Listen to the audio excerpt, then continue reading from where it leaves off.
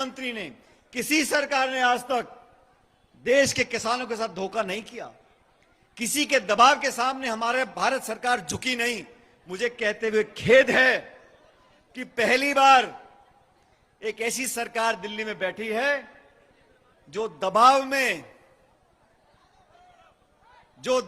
में निर्णय लिए जा रहे हैं, उससे दूरगामी नुकसान हमारे देश के किसानों का होगा। चाहे कपास के किसान हो, सोयाबीन के किसान हो, मक्का के किसान हो, इस देश के किसानों के हित को दरकिनार कर यह समझौता अमेरिका के साथ किया है।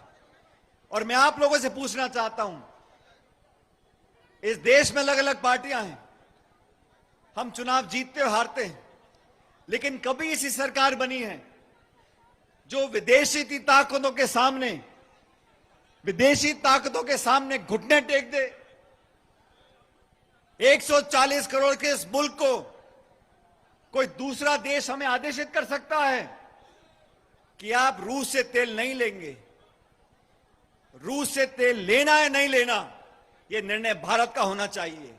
यह देश एक स्वाभिमानी देश है, यह निर्णय हमारा है। हम कितना तेल लेंगे, किस दाम पर लेंगे नहीं लेंगे, यह हमको बताया गया। यह कौन सा दबाव है भारत सरकार के ऊपर जो डोनाल्ड ट्रंप अमेरिका में बैठे बैठे कभी युद्ध विराम की घोषणा कर देता है, कभी व्यापार सौदे पर समझौता कर देता है और देश को पाबंद कर दिया। इस सरकार की आंख और कान बंद हैं। आज एलपीजी की किल्लत पूरे देश में है, कालाबाजारी हो रही है, लोगों को गैस नहीं मिल रही। अभी तो चुनाव है 5 राज्यों में, नहीं तो तेल के दाम भी बढ़ जाते। लेकिन जिन मुल्कों के साथ हमारा समझौता हुआ है, आज खाड़ी में 95 लाख भारतीय रहते हैं, उनकी सुरक्षा के लिए सरकार क्या कर रही है?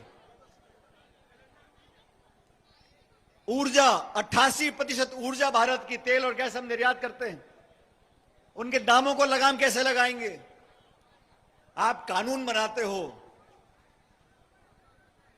ऐसे कानून बनते हैं जहां पक्षपात दिखाई देता है। हमने कानून बनाया सोनिया गांधी जी की सरकार और मनमोहन सिंह की सरकार ने, और मुझे फक्र है हमने शिक्षा का अधिकार दिया, खाद्य सुरक्षा का अधिकार दिया, आदिवासियों का अधिकार दिया, जमीन अधिग्रहण में कानून बनाया। और मोदी सरकार ने क्या कानून बनाए? नोटबंदी लेकर आ गए, गलत जीएसटी थोप दी, देश को लाइनों में लगा दिया और आज ये हालात पैदा कर दिए हैं कि देश और प्रदेश में सिर्फ चंद